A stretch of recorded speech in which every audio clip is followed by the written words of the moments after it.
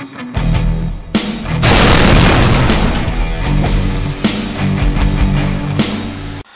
guys, welcome. It's Grim Reaper here, and we're going to be talking about some new releases that are coming out. So welcome to another edition of Movie Talk, episode 6, I believe. Yeah, no, I can't keep track of the episodes. We've done so many, and it's only 6. We're not even double digits, so I don't know why I'm saying so many, but yeah. So today we're going to be talking about a remake, Amityville. Now, this one's called Amityville The Awakening. I just saw the trailer about 15-20 minutes ago. So, the storyline goes, basically, it's after the events of what happened in 1974 with the Lutz family. Basically, it's not a sequel, it's like a reboot, reimagining kind of thing going on. So it's basically taking everything from scratch, going to square one, with this being like the first movie in the entry. It's basically a single mother moving into the home with her daughter, with her twin brother, and their little girl. And the son is pretty much comatose, and they're basically there and with, I guess, for a good medical care. And from what I've seen in the trailer, it looks interesting, but I'm definitely not going to check it out.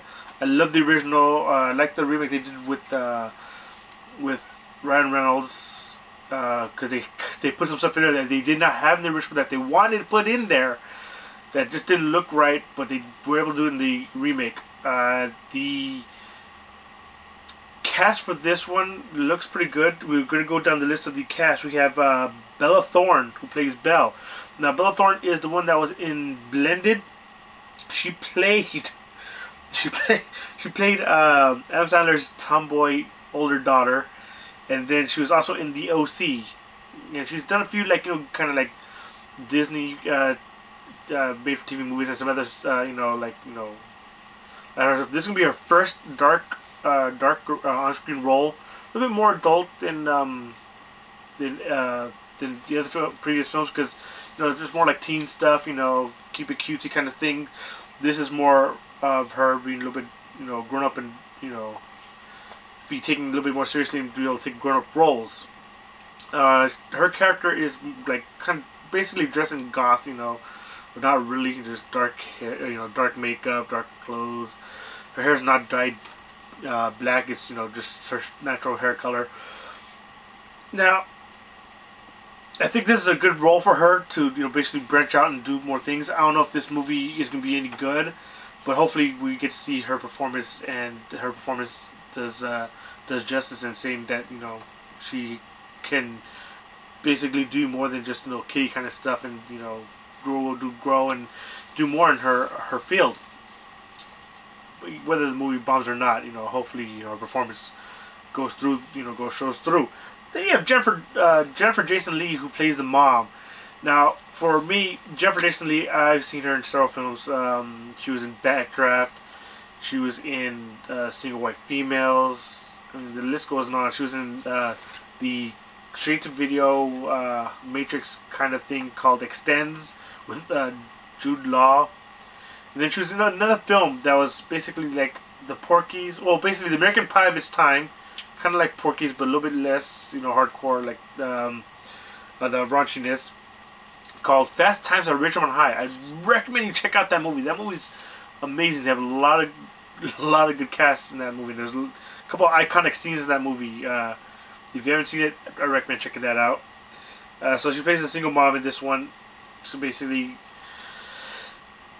she looks like it's just like they moved to this new home, and it's just her last resort, and she's trying to keep the family together, and single moms, dealing with issues like that. So I consider doing that role, but I don't know. I just feel that maybe she should have just stayed away from this movie. I don't know, but that's in my opinion. Then you have Cameron Monaghan. He plays James, the twin sister to Bella. I'm sorry, twin brother to Bella, and most people remember him from that movie Click. He was he was Kevin O'Doyle. He was that little punk ass kid, that little bully kid. That was him. He was also in that TV show. It's on HBO, Shameless. So, yeah, his transition from that little bully, that little goofy looking kid, into Shameless. Didn't watch the American one. I watched the British one first. I don't know if I'll watch the American one. I might check it out. But he's comatose. But in the trailer, he wakes up because of what's going on in the house, and things are going on with him. I'm not sure if I don't know. I don't like the way the storyline is. Maybe it's just me. Maybe it's just I'm used to like certain ways the story should be progressed and stuff like that. Maybe it's a new take on things that it's like I'm just not like kind of into. It says it's based on a true story. I don't know if any of these events actually happened in real life, of that actually, you know, occurring, where a family moved into the house and the kid who's comatose, you know, something like that. I believe the original one, because of the whole, it was in the newspaper and all that, and it was talked about a lot. But as far as this one goes, I'm not 100% sure on that. But another person they have in this that plays the little daughter, her name is Makita Grace. She's a cute little kid. She was in a movie that's coming out called Frankenstein. You know, the remake. You know, this is the umpteenth make of this franchise based on Mary Shelley's book. She's done The Young and the Restless and a few other little TV spots. She was in CSI Las Vegas, and then she's in this one's called CSI Cyber, which is filming right now, I believe. So, or in production. You know, as far as little kids in horror movies, you know, to do a horror film with little kids, you have to be very careful on how you do the role and how you do the movie, and not literally scare the crap out of the little kids. To get the kind of raw and like real gritty kind of like, you know, fear from little kids, you have to find a kid that could be able to give you that kind of emotion and make you believe it. And from the trailer I've seen, she looks like she could deliver. I would love to see the behind the scenes on how they get her to do certain scenes and stuff like that. For me, when you see a little kid, you know, screaming and show real fear, and you believe it and you feel for that child, and then you feel that they're actually in danger, I would like to see the behind the scenes. How do they get the kid to do that? What did they do? What did they say? You know, to convey that kind of emotion on film. Because for some kids, that, you know, it's not easy to do, and for some kids it comes naturally. It's very scary on how natural their acting abilities come, and they become great actresses or actors. But as far as this goes, I'm not 100% sold on this movie. And this movie comes out in a couple weeks, actually. No, sorry, I lied. Not a couple weeks. It comes out next Friday, the 2nd of January. I'm not 100% sure on how this movie's going to do. It's beginning of the year. Yes, they bagged it on New Year's weekend, which is a 4-day weekend for most people. They might make some money out of this because of it's a long weekend, and people might be able to might be inclined to see it. But then again, it's beginning of the year. Most movies that come out in the beginning of the years don't really tend to make that much money. Don't tend to do that well because of the fact it's the beginning of the year. It's after the holidays, not that much money to be spent around. There's a lot of returns and stuff. Movies like this tend to do better during, you know, the summer or during the holiday season, which this movie is right for, which would be Halloween. And I just feel that they're getting shot. They're going to shoot themselves in the foot with this release being done in January. 2, it's a remake, reboot, whatever you want to call it.